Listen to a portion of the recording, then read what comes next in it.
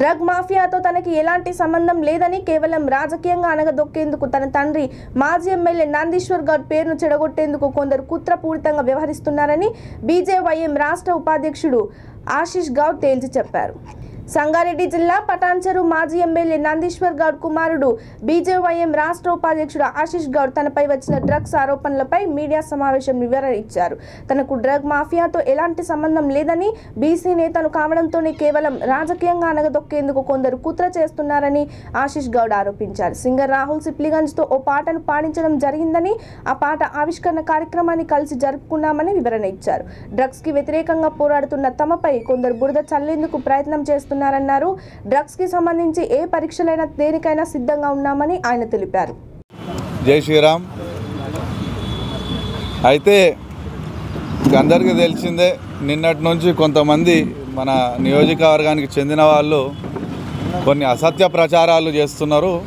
నాపై మా నాన్న పేరు పెట్టి వాళ్ళు ఏ విధంగా అంటే మంది పెళ్ళికి అది ఇంతకుముందు అన్నాం అట్లా బేస్లెస్ ఎలిగేషన్స్ చేస్తూ, ఆరోపణలు చేస్తూ ఇట్లా సోషల్ మీడియాలో, వాట్సాప్ గ్రూపులలో ఇక్కడ లోకల్ ఎమ్మెల్యే గారి అనుచరులు ఆయన నంబర్ నుంచి కూడా డైరెక్ట్గా పాత ఫోటోలు అవి ఇవి తీసి గ్రూపులలో పంపటం, ఇవన్నీ కూడా ఫ్రమ్ హిస్ నంబర్, ఆయన నంబర్ నుంచి కూడా చేస్తున్నారు.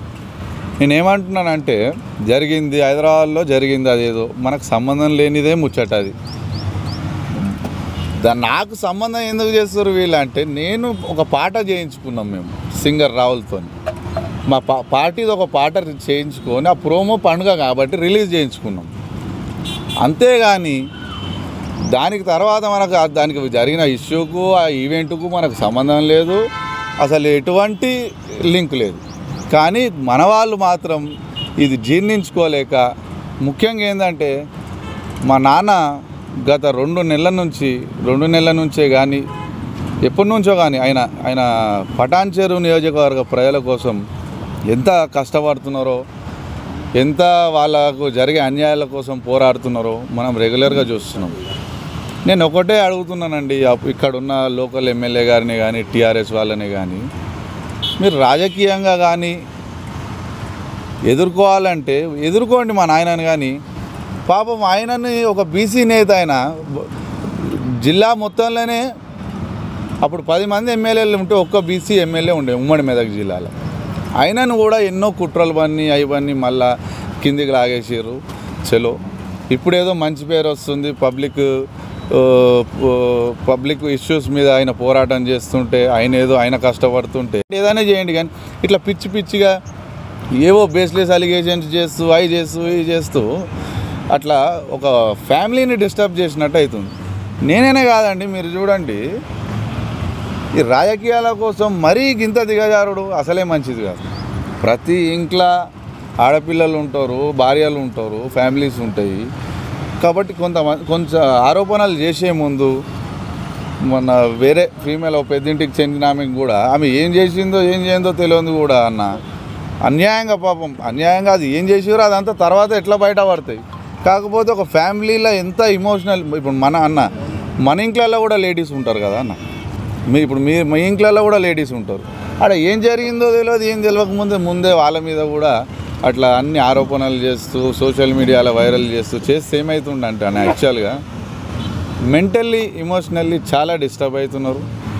ఫ్యామిలీలో ఎన్నో డిస్టర్బెన్సెస్ వస్తున్నాయి ఇట్లా ఫాల్స్ న్యూస్లు స్ప్రెడ్ చేయటం వల్ల. కాబట్టి దయచేసి అవి చేయకండి. ఇంకోటి, నేనే ఇక్కడ మా ఫ్రెండ్స్ కొంతమంది ఉన్నారు, మన పటాన్చెరుకు చెందిన మీడియా విలేకరులతోని ఈ యాంటీ డ్రగ్స్ క్యాంపెయిన్ కూడా నేనే చేద్దామని చెప్పి కూడా ఎప్పటి నుంచో మేము డిస్కస్ కూడా చేస్తాం దాని మీద. అట్లాంటిది మళ్ళీ నేనే మా ప్రెస్ వాళ్ళకు కూడా ఇన్ఫర్మేషన్ ఇస్తాను, అన్న పోరాగాన్ లీడ్ వెనుకకి ఇట్లా వీళ్ళు అది చేస్తున్నారు, వాళ్ళు అది చేస్తున్నారు, కొంచెం మనము దాని మీద దృష్టి పెట్టాలి, ఇవన్నీ పెట్టాలని. అలాంటిది దాని మీద నా పేరు పెట్టడం అంటే నా పేరే లేదు ఫస్ట్ ఆఫ్ ఆల్. కానీ మన లోకల్ ఇక్కడ టీఆర్ఎస్ పార్టీ వాళ్ళు వాంటెడ్లీ ఇట్లా మా నాయనకు చెడ్డ పేరు తీయడానికి ఇట్లా నందీశ్వర్ గౌడ్ కుమారుడు అని అది చేస్తే ఏం రాదండి. మీ ఇంట్లో కూడా పిల్లలు ఉన్నారు, అందరూ అదేమంటారు అందరూ పెళ్ళైన వాళ్ళే ఉంటారు, వాళ్ళకి కిడ్స్ ఉంటారు. ఫ్యూచర్ జనరేషన్కి ఇదేనా మనం నేర్పించేది? ఇది కాదు కదండి. కాబట్టి నేను దయచేసి ఎమ్మెల్యే గారికి కూడా చెప్తున్నాను, మీ వాళ్ళు ఎవరెవరైతే అవి చేస్తున్నారో అవి ఆపేయండి.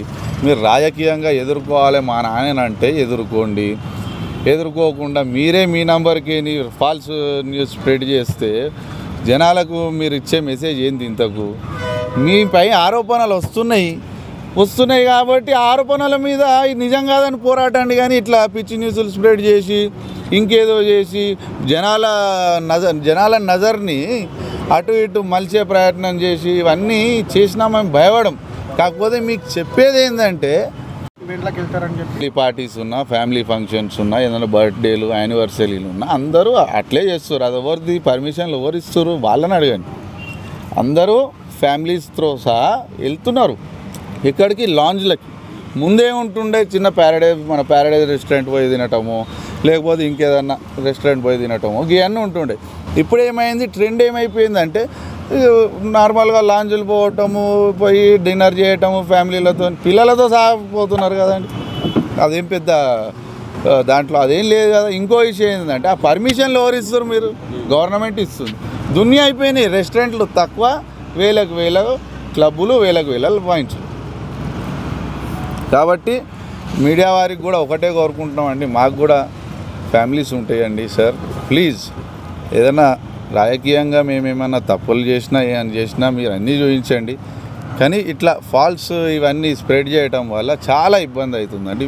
మంచి కుటుంబాలలో కూడా నిన్న కూడా చూసిండ్రు, మంచి వాళ్ళని కూడా అసలు ఏమి అదేమంటారు ప్రూఫ్లు లేనిది ఏం లేనిది పాపం వాళ్ళకు కూడా ఆ లేడీస్ని కూడా ఇబ్బంది పెట్టడం జరిగింది. కాబట్టి ఒక్క రిక్వెస్ట్ ఏంటంటే లేదు, కాకపోతే వాళ్ళు ఏం చేసిండ్రో, తినడానికి పోయినరో ఏం పోయినరో అది కూడా కనుక్కొని కొంచెం ఎవరైతే అస్సలు దీంట్లో ఇంకా కుట్రలు చేసేవాళ్ళు ఎవరైతే నిజంగా చేస్తారో వాళ్ళని అరెస్ట్ చేయండి. వాళ్ళపై పోరాటము, అసలు రాష్ట్రానికి ఎట్లా వస్తున్నాయో దానిపై పోరాటం కూడా మేము కూడా మా రాష్ట్ర అధ్యక్షుడే నిన్న సవాల్ వదిలిండు. ఏమని మా పార్టీ వాళ్ళు ఎవరున్నా, ఏ పార్టీ వాళ్ళు ఎవరున్నా మీకు అందరినీ తీసుకోపోండి, అందరిని అరెస్ట్ చేయండి. అందరూ సమానమే. కాంగ్రెస్ అయితే ఏంది, టీఆర్ఎస్ అయితే ఏంది, బీజేపీ అయితే ఏంది, దేశానికి నష్టం జరిగే పని కదండి. ఒక టెర్రరిజం లాంటిది అది. ఒక టెర్రరిస్ట్ ఎంత డేంజరో ఇది అంత డేంజరు. ఎందుకు డేంజరో కూడా చెప్తానండి. యువత నెక్స్ట్ జనరేషన్ అంటేనే యువత, మన ఇప్పుడున్న వయసు ఉన్నవారు ఆ వయసును తినేస్తున్నారు కదా. ఈ టెర్రరిస్టుల నుంచే కదా ఇదంతా కెమికల్ కానీ ఏదైనా వచ్చేటిది. డిమోరలైజ్ అయ్యండి, కాళ్ళ మీద కొట్టడానికి. మా కాళ్ళ మీద కొడితే తాగుతాం కదా. ఈయన 10,000 కోట్లకు పోయిండు, పైసలు ఉంటే ఏదైనా నడుస్తున్నది. మేమా అంత రిచ్ కాదు, మేము అంత ఆస్తులు అమ్ముకొని రాజకీయాలు చేసినాము. అయినా మేము ఇప్పుడు ఏమంటున్నాము, చేసేది తప్పండి అని మా నాయన పోరాడుతున్నాడు. మా నాయనను దెబ్బ కొట్టనీకే నన్ను ఏదో వాడుకొని నన్ను నందీశ్వర్ గౌడ్ కుమారుడు అని ఆయన పేరు మెన్షన్ చేసుడు అది ఎంతవరకు సమంజసమండి?